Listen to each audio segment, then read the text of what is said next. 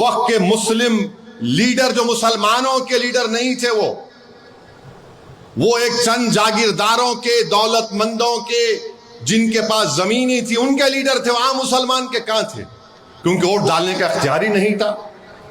اور پھر یہ جو لوگ بار بار یہ بولتے، پارلیمنٹ میں کوئی بولے محمد غزنی کا ذکر کیے۔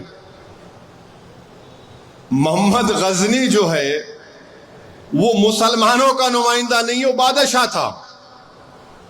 مسلمانوں کی نسبت، مسلمانوں کا آقا وہ محمد صلی اللہ علیہ وسلم ہے۔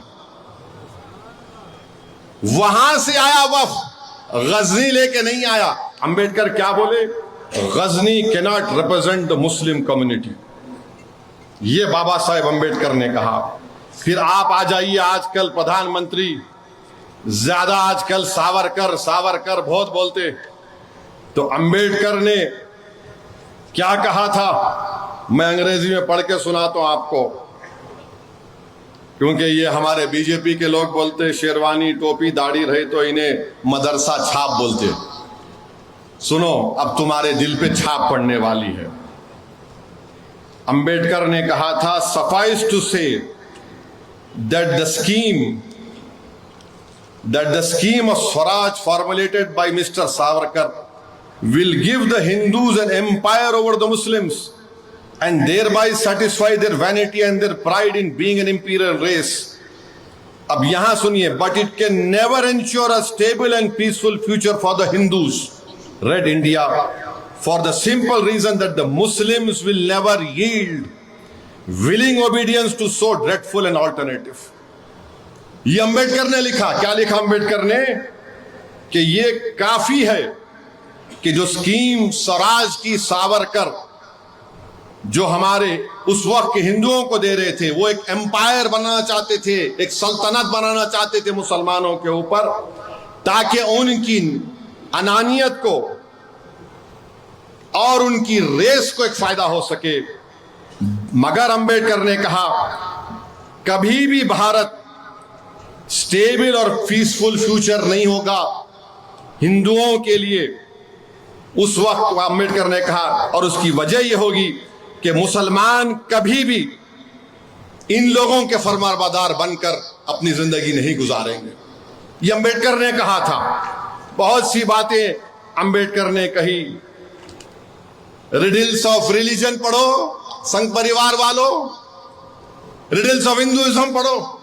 اگر میں اس میں پڑھ کے سناؤں گا یہاں پر تو سب کو پیٹ میں درد نہیں شروع ہوگا، بلکہ جسم کے ہر کونے سے درد شروع ہو جائے گا۔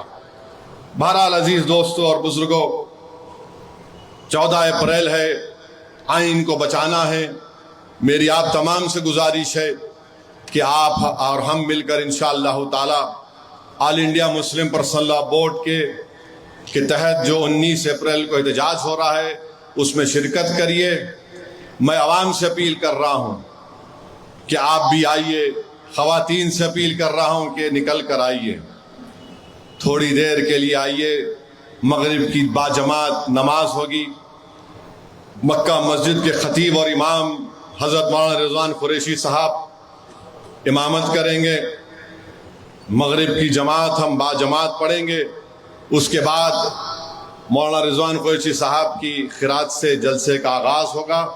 اس میں مختلف علماء اکرام، ہر مذہبی اور سماجی تنظیم کے جتنے ذمہ داران ہیں وہ آئیں گے، شرکت بھی کریں گے، اور جن کو خطاب کا موقع دیا جائے گا وہ بھی خطاب کریں گے اور اس بل کے خلاف اپنی آواز کو اٹھائیں گے۔ اور کل ایک میٹنگ بھی ہوئی ہے کہ تلنگانہ، آندھرا اور شہر حیدرآباد میں بقرعید تک ایک احتجاج کا پروگرام بنایا جائے گا all India Muslim personal law board کی جانب سے۔ اس احتجاج میں بھی ہم کو شرکت کرنا ہے۔ صرف دارالسلام میں ایک جلسہ نہیں ہے، بلکہ ہم کو ہر جگہ پر جہاں پر جلسہ ہوگا، احتجاج ہوگا all India Muslim personal law board کے تحت، ہم اس میں شرکت کریں گے اور اس کو کامیاب کریں گے۔ اور ہم اللہ سے دعا بھی کرتے رہیں گے کہ اللہ سبحانہ و تعالی اس کالے قانون کو، اللہ اس کو، حکومت کو اس میں ناکام کر دے اور اللہ ہمارے ملک میں امن کو مضبوط کرے.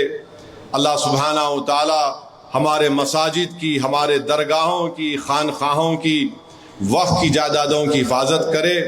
اور جو لوگ حکومت کی تائید میں کہہ رہے ہیں کہ یہ ہو گیا، یہ بگڑ گیا، وہ بگڑ گیا، پیارے اگر تم نریندر مودی کو اپنا متولی مانتے تو کھل کر بولو. یہ گھر کی بات ہے، گھر میں طے ہوگی. مگر تم اگر اغیاروں کے درمیان میں رہ کر ہماری صفوں میں آ کر انتشار پیدا کرو گے تو یاد رکھو سرزمین دکن اور بھارت کا مسلمان تم جیسے منافقین کو کبھی معاف نہیں کرے گا. جانا تو سب کو اس دنیا سے، اور کیسے کوئی زندگی گزارے گا؟ زندگی ایسی ہونی چاہیے میرے عزیز دوستوں اور بزرگوں کہ اگر کوئی 80 سال بھی زندہ رہا یا 90 سال اس کو اللہ زندہ رکھا، وہ جب اپنے زندگی کے آخری لمحے میں ہوگا تو وہ اپنے دل میں کہے گا کہ میری زندگی چاہے چھوٹی ہو یا بڑی ہو مگر میری زندگی بڑی عظیم تھی. اور کسی کی زندگی عظیم اسی وقت ہو سکتی ہے جب وہ قرآن اور سنت کو سامنے رکھ کر اپنے اللہ اور اپنے رسول سے بے انتہا محبت کرے گا. ہماری آپ کی زندگی عظیم اسی وقت ہو سکتی ہے جب ہم انسانوں سے انسان کے طور پر ان سے محبت کریں.